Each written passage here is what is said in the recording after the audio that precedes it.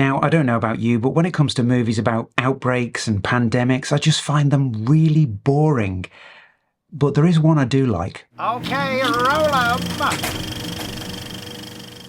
Today we have a review of the 1971 science fiction masterpiece The Andromeda Strain, directed by Robert Wise, and now it's in glorious 4K from Arrow Video. And when it comes to Arrow Video, I have to say they are fast becoming one of my favourite distributors. That's because everything I have bought from them so far has been absolutely fantastic in terms of picture quality, whether that's a 4K or a Blu-ray. And when it comes to special features, they are no slouch either, with all of their special features being really well researched and some great interviews. When it comes to the packaging of this release, there's nothing much to write home about. It's pretty much the same as with the Blu-ray. As usual, when it comes to Arrow, we have a reversible sleeve that shows some of the original artwork, but in this case it's not that exciting, so I'm going to stick with the box as it came. Now let's get picture quality out of the way for all you 4K pixel peepers out there. I know it's what I want to get to usually first on a video, so I'm not going to keep you in suspense any longer. The picture quality on this video is absolutely superb, the best I've ever seen it, and I must have seen this film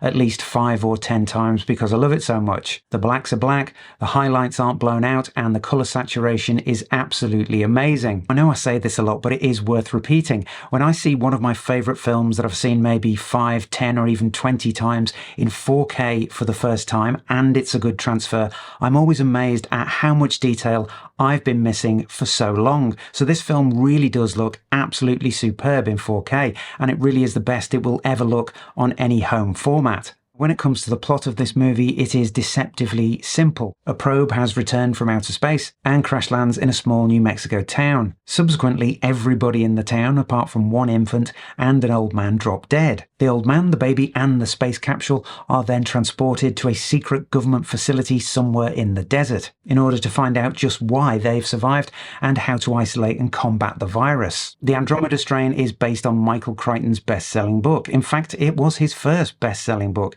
and he was actually writing it while he was a medical student. And given the success of the book, he wasn't a medical student for much longer. And if you look very carefully in one scene, you'll see that Michael Crichton has a non-speaking cameo dressed in full medical gear. Now, when it comes to Robert Wise, I have to say he's one of my favourite directors because of his sheer versatility. He's not an auteur. He doesn't essentially make the same film over and over again, even if it's in a brilliant way like Hitchcock. No, he takes a different subject matter every single time, really diverse in genre as well. Musicals like The Sound of Music, more science fiction like Star Trek the Motion Picture or The Day the Earth Stood Still, war movies like The Sand Pebbles with Steve McQueen, and every single time with a different subject matter or a different genre, he absolutely knocks it out of the park. In that way, he's quite similar to someone like William Wyler or Norman Jewison, or indeed the British director Stephen Frears. And let's not forget, Robert Wise knew a thing or two about filmmaking. He was an editor for many years before he became a director. He edited a little film called Citizen Kane. You may have heard of it. And I think that's why he was able to take something on the surface, which is very boring, like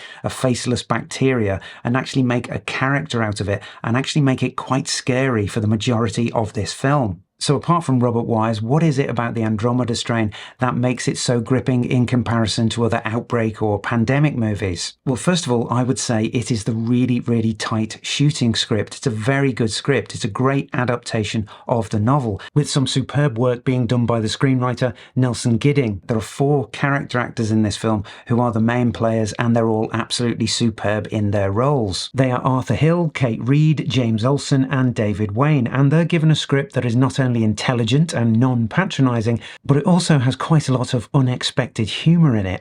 And whilst they're all very good in their roles, I would say that Kate Reid in particular is outstanding. And her character really is my favourite one in the film because she's so cynical and world-weary. She's a bit like Bones in Star Trek. Bones comes in now and again to sort of make Spock and Kirk question their motivation for what they're doing and make sense out of everything and give a sort of moral centre to each adventure. And her character seems to fulfil the same purpose in the Andromeda Strain. One of the main reasons that Robert Wise didn't cast star actors in these roles is that, as far as he was concerned, when it comes to really good character actors, it's far more easy to believe them in the roles of scientists, and they don't pull you out of the story in the same way a star might. The cinematography of the Andromeda Strain is by Richard H. Klein. As with the Andromeda Strain itself, his work seems to become another character in the film, really driving the narrative forward. And his work marries very well with special effects guru Douglas Trumbull, who was in charge of all the visual effects. It's fantastically shot, but there's a quite strange choice by Robert Wise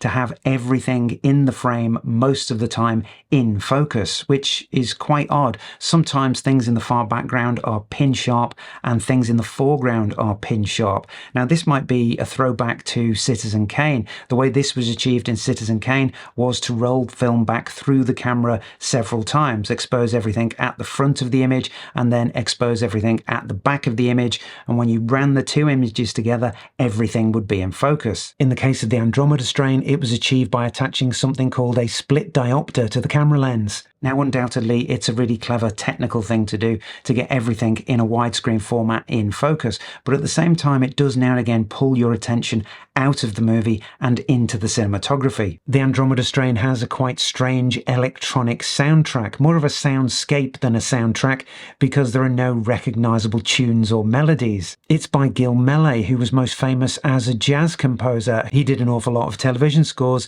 in the 60s and 70s, including things like Columbo. Now, dollar for dollar, of course, the Andromeda Strain is not the most successful Michael Crichton adaptation of all time. I think that award goes to a little-known film called Jurassic Park, but I would certainly say that the Andromeda Strain is the most intelligent adaptation of any Michael Crichton novel, which is ironic given it was the very first one. Now let's just stop for a moment to talk about value, because it seems that the price of 4K movies, particularly new 4K movies, really seems to be going through the roof, with nearly everything now being a special edition. I paid £24.99 for this movie on the day of release, and I would say that that is at the absolute limit of my budget. £24.99 is about the most I will ever pay for one of my favourite films, and as I've said before, I'm not really interested in limited edition packaging and posters, postcards, stuff like that. I just want the film and a good amount of special features. But bear in mind, in a couple of months' time, this is probably going to be on HMV's bargain shelf at, let's say, 3 for £50. So it won't come as any surprise to you